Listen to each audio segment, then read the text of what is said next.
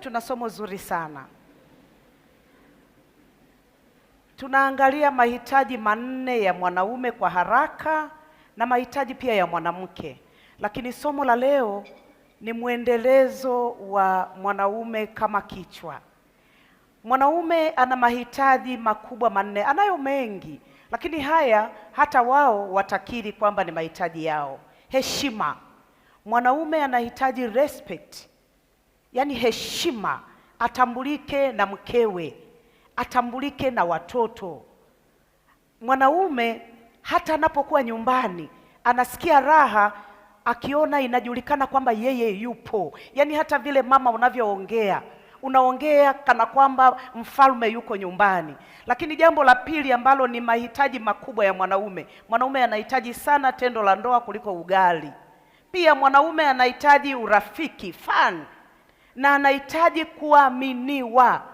Wanaume wengi wako vile walivyo kwa sababu wake zao hawawaamini. Amini mumeo, muamini kwamba anaweza. Anapoaminiwa anajisikia vizuri. Lakini mwanamke yeye, jambo la kwanza analohitaji ni ulinzi. Si kwamba mtu akae nje amlinde usiku, yaani ule usalama wake, kwamba yeye yuko peke yake, lakini akiumwa ana mtu, akisononeka ana mtu. Sisi tunahitaji ulinzi, na huo ulinzi ni kutoka kwa mume. Pia wanawake wanahitaji vitendo vile vya kimahaba vile, wanavihitaji. Yaani unidokoe hivi, unidokoe, nasikia raha. Mama, hapa pana nini? Yaani hivyo nasikia raha.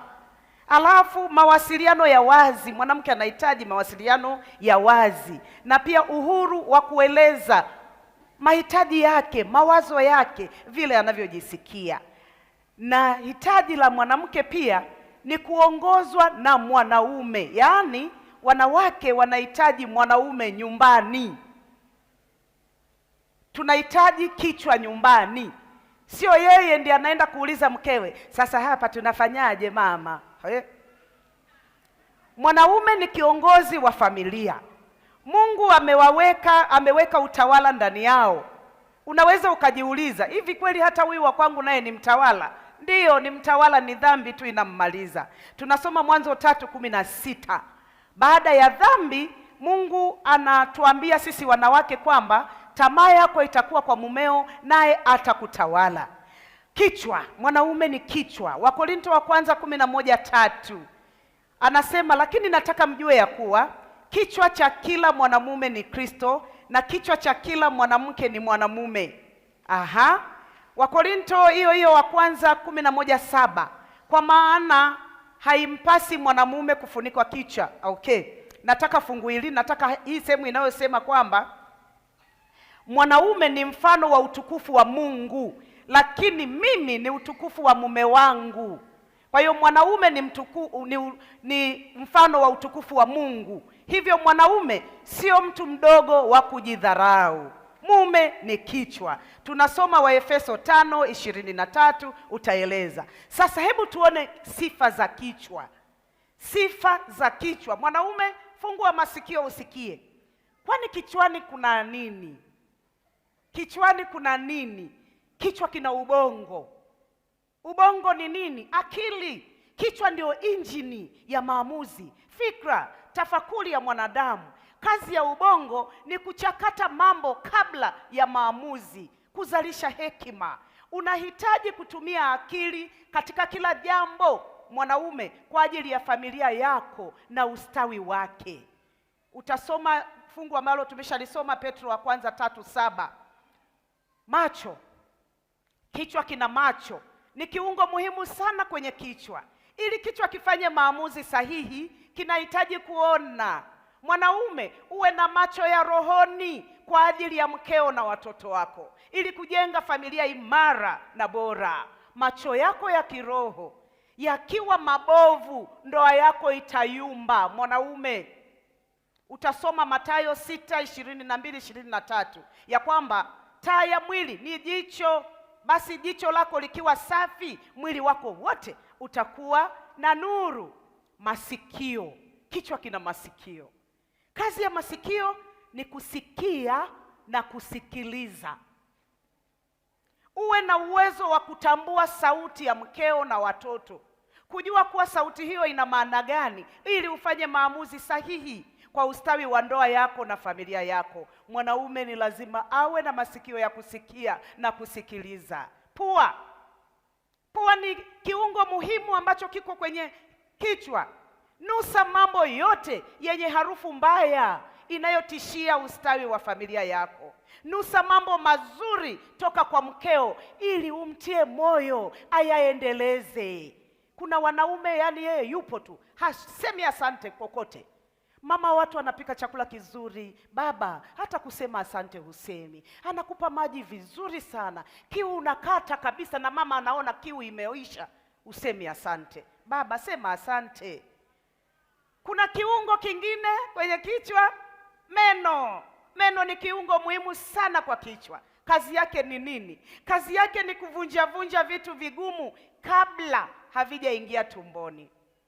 Shughulika na mambo magumu ya hatari, usimpasie mkeo. Yaani kuna wanaume wamegeuza wake zao ndio vichwa. Ile migumu anapeleka kwa mke. Jamani, mke ni kiumbe fulani hivi, fragile. Usipeleke mambo yako ya ajabu. Chakata kama mwanaume. Ndio maana wewe ni mwanaume. Hakikisha kila kinachoenda kwa mkeo umesha kilainisha. Usipeleke jambo hivyo. Nimefukuzwa kazi. Unajua leo baba yako amefariki. Mwanaume gani wewe sasa?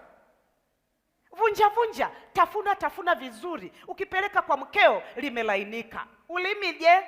Ni kiungo kikali sana. Kinafanya kazi pamoja na akili, masikio na macho ili kuhakikisha kuwa maelezo yanayotolewa yako kamili na sahihi.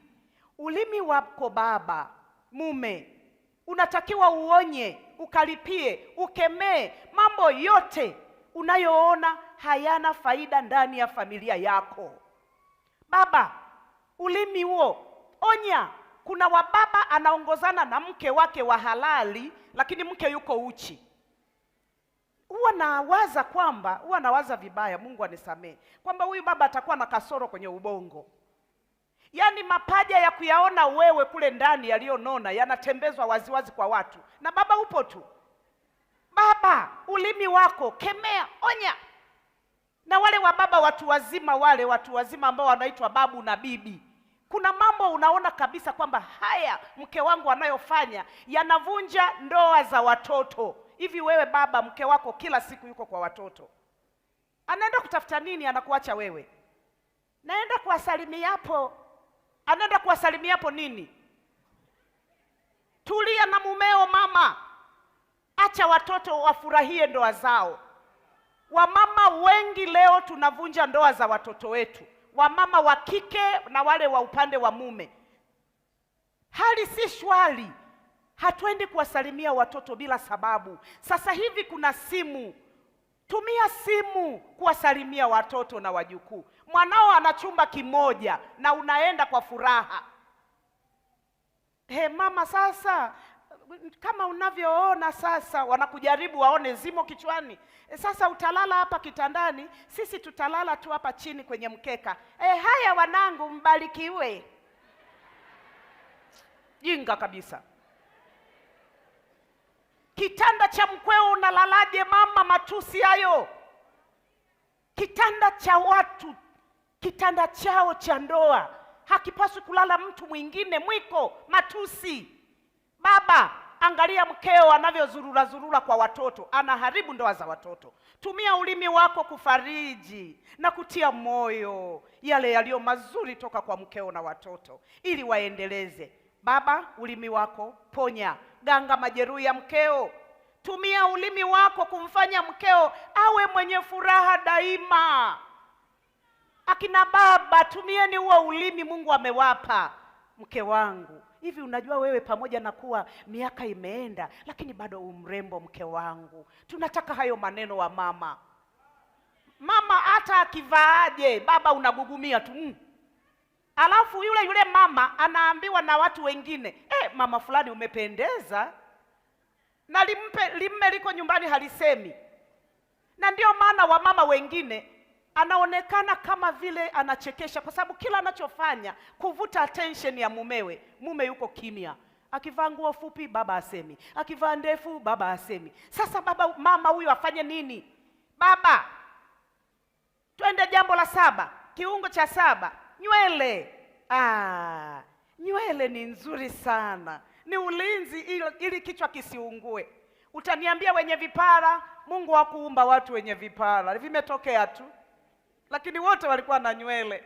Linda familia yako, wape mahitaji muhimu: malazi, mavazi, chakula, elimu ya kimbingu na elimu ya dunia. Nywele ni ulinzi, ili jua lisichome. Baba, neno la Mungu lisiondoke kinywani mwako. Joshua 1:8, kitabu hiki cha Torati kisiondoke kinywani mwako. Baba na mume, kwa nini kisiondoke? Ili ufanikiwe na ustawi. Unahitaji sana, unamhitaji Mungu. Jifunze kwa Bwana Yesu jinsi anavyoishi na mkewe kanisa.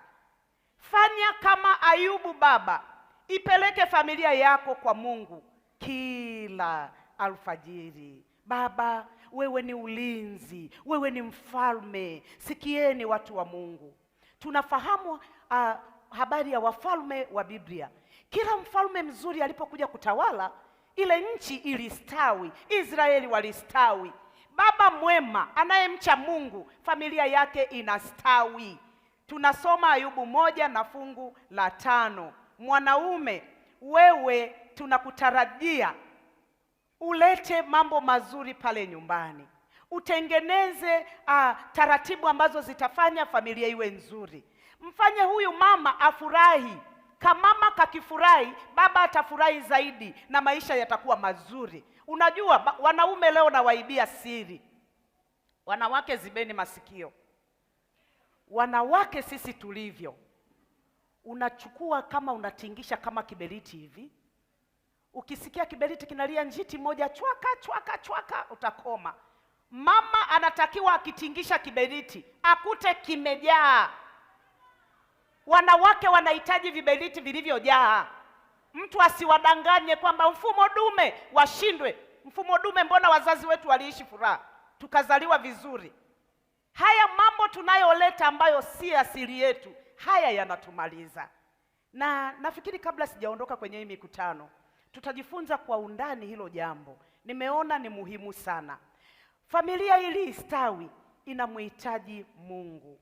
Sasa mmeanza maisha ya ndoa, miaka imeenda. Wale ambao wana ndoa changa, miaka 5 hapa mwanzo, miaka 5 sio rahisi. Kuna misukosuko, ivumilieni wanandoa, mtapita. Miaka 5 ya mwanzo sio rahisi. Na unajua kwa nini? Kila mtu anamshangaa mwenzake. Wanaooana huwa hawajuani vizuri tabia. Unachojua ni kitu kidogo. Sasa mkiingia ndani ya nyumba, mama kamke kale sasa ndio anaona, anasema kumbe mume wangu ndivyo alivyo, anakoroma kama trekta bovu, mimi hadi siwezi kulala. Mwanaume naye anasema kumbe hata kupika kwenyewe akajui, hakapiki kama mama yangu. Mnavyoshangaana ndio zile quarrels. Watu wa Mungu, niwape siri nzuri sana. Ikiwa chombo chenu kina Yesu, dhoruba inapokuja, Yesu yuko ndani ya chombo, Yesu atatuliza bahari. Na ndio maana nilipoanza mikutano hii, nilipofundisha uchumba, niliwaambia usipose bila Yesu. Ukiposa bila Yesu, mbele ya safari kuna dhoruba, kuna papa na nyangumi wakubwa baharini, utashindwa. Yesu akiwa ndani ya chombo cha ndoa yako ni salama. Dhoruba itatikisa, lakini Bwana atakuja aseme tulia, na chombo chenu cha ndoa kitatulia. Unapitia wakati gani? Vumilia. Vumilia. Hiyo hali sio ya kudumu. Mkija kufika huku kwetu utapita vizuri. Unajua, barabara ya ndoa haikunyooka. Barabara ya ndoa ina milima na mabonde. Kuna milima mikali, miteremko mikali, inabidi ushike vidole utaanguka. Alafu kuna mahali unapanda pumzi zinaisha. Lakini ukiangalia kule juu unaona watu ambao wako kule juu wamefikaje, wana ndoa za miaka 50, miaka 40, na wewe kwako miaka 5. Unasema kama wale wamefika nitafika. Alafu kuna mahali kwenye ndoa unaweza ukafumba macho ukatembea. Huku tuliko unaweza ukafumba macho ukatembea Ramstarehe. Yale yanayokusumbua sasa hivi itafika mahali hayatakusumbua. Vumilia, utapita. Pamoja na dhambi kuingia, mambo mawili yamebaki kuwa matakatifu, na yalikuwepo kabla ya dhambi. Ndoa na Sabato vimebaki na utakatifu wake. Dunia ni chungu, lakini faraja ya mwanadamu ndoa kwa kweli. Nawe umfurahie mke wa ujana wako. Ni paa apendaye na ayala apendezaye. Biblia inatuambia tufurahiane nyumbani. Hebu angalia mtazamo unaotazama. Yule aliyekuwa anakufanya hulali kumuwaza ndiye huyo. Baba, usiache kupenda. Wamama wanataka kupendwa. Yaani shida ya mama ni kupendwa. Atakapoona ana mashaka na upendo wako, shida itaingia. Biblia inasema fungu hili, heri lawama wazi kuliko upendo uliositirika. Wanaume wengi wanasitiri upendo. Yaani kumwambia mke wake, alo, nakupenda mke wangu. Ukimwambia hilo neno, kama mama moyo unasuhuzika na kanapita kanaimba, kanapika kanaimba. Yaani neno hilo moja tu. Wewe kama utani, rudi nyumbani umwambie. Hebu mshike hapa kidevuni, muinue, muangalie kwenye macho, mwambie nakupenda mke wangu. Wamama wanajisikia vizuri. Yale mambo yote wamama wanayofanya ni kwa sababu ya mashaka ya upendo wa mumewe. Hakuna kitu mwanamke anahitaji kama kupendwa. Mungu atubariki.